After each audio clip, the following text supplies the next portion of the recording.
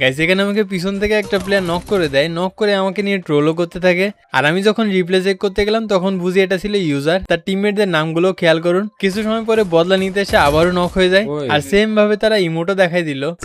ভাই এই যে শুরু হয়েছে ভাই, এই যে ব্যাপারটা কিন্তু এবার আমার ইগোতে আঘাত করে। তো এরপর রিভাইভ পেয়ে আবার চলে আসি আর উডপেকারও পেয়ে যায়। এবার যদি না মারতে পারি বুঝতেছেন কি হবে। তো এটা দেখার আগে গেমে কিন্তু টপ আপ বোনাস ইভেন্ট চলতেছে, তাই কম দামে টপ আপ করে বোনাস ইভেন্ট কমপ্লিট করতে হলে তোমরা চলে যাবে টিজি টপ আপ ওয়েবসাইটে। আর এই ওয়েবসাইটটা কিন্তু ভিউয়ার্স তাওয়াসুন গেমিং এ, তাই ফুললি ট্রাস্টেড। এজন্য আপনারা নিশ্চিন্তে টপ আপ করতে পারবেন। আর এখানে অন্যান্য ওয়েবসাইট থেকে ডায়মন্ডের মূল্য অনেকটাই কম, প্লাস যে কোনো সমস্যা বলে তাদের সাপোর্টে মেসেজ দিলে সাথে সাথে সমাধান করে দিবে। তাই এখনই গুগলে গিয়ে সার্চ করো টিজি টপ আপ। তো যাই হোক সামনেই তাদের স্কোয়াড, তারপর দেখেন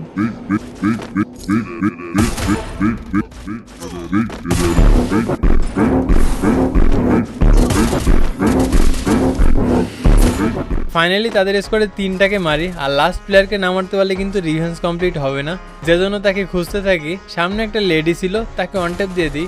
লেডিকে নক করার জন্য তার বিয়ে হয়তো দূর থেকে মারার চেষ্টা করে, আর তাকেও নক করে দিই। আর তাদের শেষ টিমমেটও ছাড় পেল না।